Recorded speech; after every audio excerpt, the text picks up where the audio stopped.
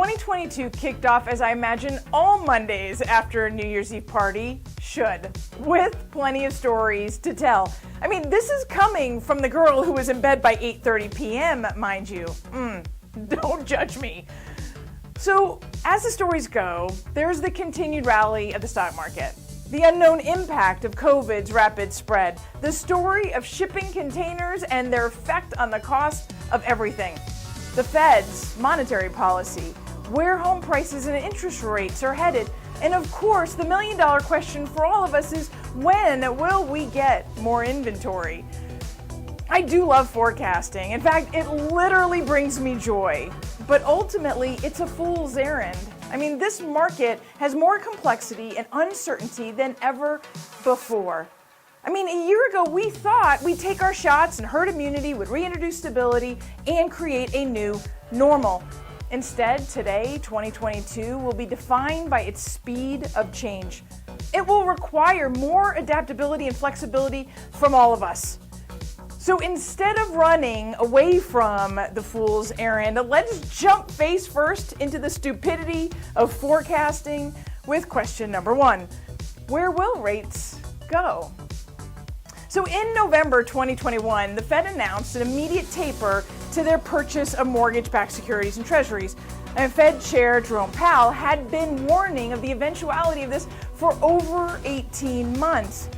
At first, he wasn't even thinking about it, then thinking about it, then talking about it, to actually doing it. There's nothing immediate or surprising about their taper, except an assumption that it would start in December instead of November, and ease over 8 months instead of doubling down in 5. The Fed's slow easing into a tighter monetary policy kept the stock market rallying as it hit record highs 68 times last year and closed with a 27% gain in 2021. A hot economy and rallying stock market would typically correspond with higher interest rates.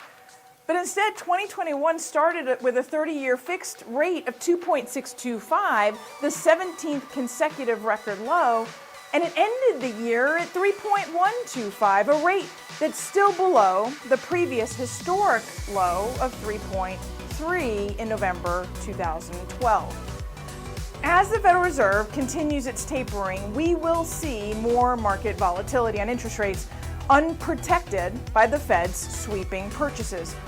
The first day of 2022 demonstrated this as investors put money on the economy, overcoming the latest surge in COVID cases, lifting the stock market and moving money from bonds into the frothy return of stocks. This pushed rates up 0.25% in a single day. This trend is expected to continue through the end of the taper in March, with many forecasters signaling higher interest rates into 2022, maybe as high as 4%. What's not being discussed as much is what happens when the Fed moves from tapering to raising the Fed rate. While the Fed rate is short-term, it's an overnight rate, its manipulation is meant to ease inflation and slow down the economy, which affects long-term rates. I mean, inflation is the arch enemy of long-term bonds as it decreases the spending power of their fixed returns. I mean, historically, when Fed chairs increase the Fed rate to control inflation, spending did in fact decrease. The stock market declined, mortgage rates lowered, and in the case of Faulkner and Greenspan, the economy went into a recession. So I'm not saying that we're going to go into a recession, but I do see the economy slowing down. I mean, it has to. People are spending like they won the lottery. Oh wait, they did. I mean, government stimulus checks and PPP funds, off-the-chart returns in the stock market, and almost free borrowing has the economy spending like there are no consequences. As the economy slows, it would not be surprising if rates lowered. But from what level? So if rates go up the first half of 2022, or even through the summer, fall could see rates retreating back to where they are now, which will help with affordability and offset question number 2. Will home prices keep going up? Yes. Next question. Okay, seriously. I mean, how high can they go? And when will this bubble burst? I mean, that's the question, right? 2021 ended the year with December's median close price up a whopping 20% year over year. This marks the finalization of DMR's 11 county 2021 median price increase at 17%. This is after 2020's double-digit increase of 16%. The 30-year historical average is 6. Demographics, low interest rates, and Denver's lifestyle attraction all fueled the appreciation fire. This will not blow out easily. Many economists are forecasting appreciation in the single digits for 2022. I think 2022 will have a first half and a second half when it comes to appreciation. The first half will continue to have strong demand pressure on extremely limited supply. December 31st, 2021 ended the year with a historically low 968 single-family homes for sale and 509 attached homes for sale. I'm reminded that there are 3.3 million people in Denver's metro and 1.4 households. Denver typically sees less homes come on the market, and this year was no exception. New listings were down 29% with only 2,652 new listings. Yet, 4,504 families celebrated closings, and another 3,321 families put a home under contract. Demand is not slowing, it's only limited by what's for sale. What will put even more pressure on January's inventory is the unimaginable tragedy of the Marshall Fire. As thousands of people are displaced, many will look for a replacement home as it will take years to rebuild.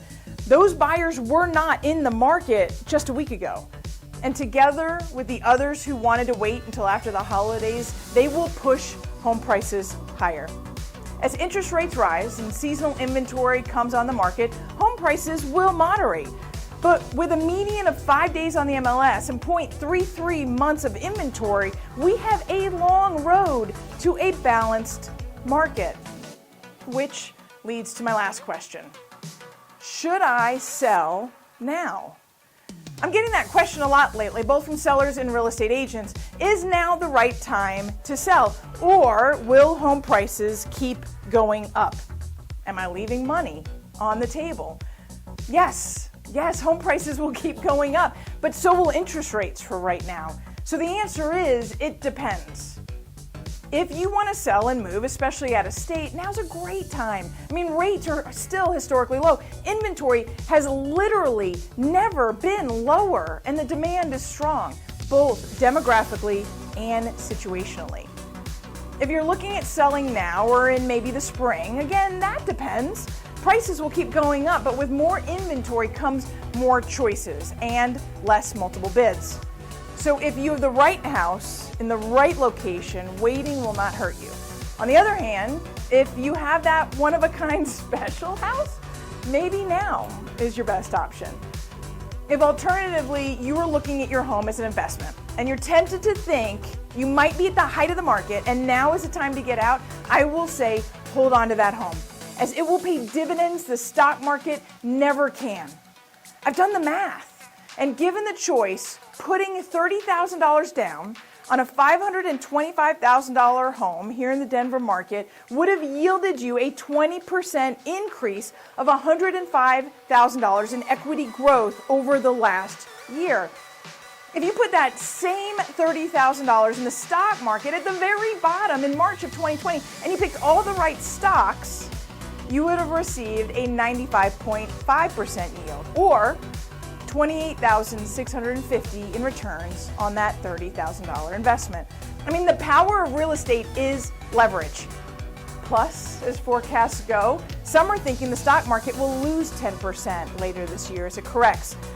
Forecasting is a fool's game, but just in case, I know where I'm putting my money.